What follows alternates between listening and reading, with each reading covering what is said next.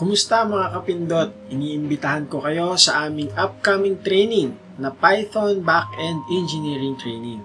Kung saan matututunan natin yung paggawa ng mismong utak ng isang application, yung core, yung nagpapatakbo sa mga processing and computation ng app. Sa paggawa kasi ng app, lalo ng website, may dalawang main aspect yan. Merong front end, merong back end. Sa front end, yan yung tinatawag na client side o yung part kung saan nakikipag-interact yung user ng application mo, kung saan siya nagpipindot, kung saan siya nag-i-input, di ba? At kung ano yung nakikita niya o kung saan niya nakikita yung mga designs mo, yun yung front end. Okay?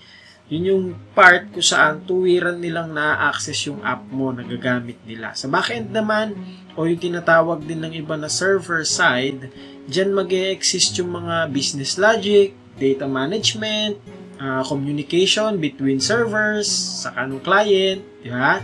Dito din pinaprocess yung mga user request. Halimbawa, may pinindot ka dyan, at may gusto kang i-access mula sa database, syempre, i-request mo yun, no? Pagka tinype mo or kinlik mo ang isang button, mangangahulugan nito na nagre-request ka ng response from the server.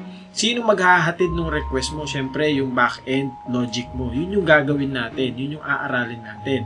Okay? Para magkaroon ka ng effective na interaction with database at saka dynamic na content management towards front-end. Dalawang araw to. At sa unang araw, ang itatackle natin is mostly sa fundamentals ng Python. Itatackle natin sa day 1 yung concept ng Python, dapat natin tandaan, maintindihan, pagkakaiba niya sa ibang programming language, at paano tayong makikipag-interact with a database. Siyempre, makapag-input at output sa files, mga ganun, ba? Yan, basta mainly Python concept, tungkol sa files, database management, nagamit yung Python, siyempre. Pagdating sa day 2, ang pag-aaralan naman natin, tungkol naman sa server side ng isang website. Yes, gagawa tayo ng isang website. Magde-develop tayo ng isang website. Simple lang siya, pero mape-perform natin yung apat na main na ginagawa natin sa database. Create, read, update, and delete. No? Basta gagawin natin yan. Basta mag-join ka, di ba? Gagawa din tayo ng API. Ano yun? Ano yung API? Siyempre, attend ka para maituro ko sa'yo, no? Punta ka dun sa training natin at ituturo ko sa'yo kung ano ba talaga ang API, ba't mahalaga yun, saan ginagamit yan nowadays, sikat ba yun? Di ba? So, huwag kalimutan na magdala ng laptop, no? Tsaka charger, hindi kailangan sobrang bilis, hindi kailangan pang gaming. Saktong nakakapag-browse ka, okay na yun. Kasi magkakaroon tayo ng mga practical na, na example or papatry ko talaga siya sa inyo. Huwag mo rin kakalimutan magdala ng positive attitude tsaka enthusiasm. Siyempre, hindi naman basic ang pagpoprogram. Kailangan mong tiyagain yan. Pero pag may tiyaga, yan, alam mo na yung kasunod, no? Teka, kailan ba to? Kailan ba tong training na to? Itong training na to ay mangyayari sa March 9 and 16. Sabado po yan. 10 a.m. to 6 p.m. Oo, maghapon to.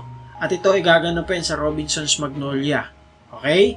So, only coffee, only iced tea, gusto mo ba yun? O sige, sagot ko na yan. Ako nang bahala dyan sa only coffee at only iced tea mo hanggang sa magpalpitate ka, no?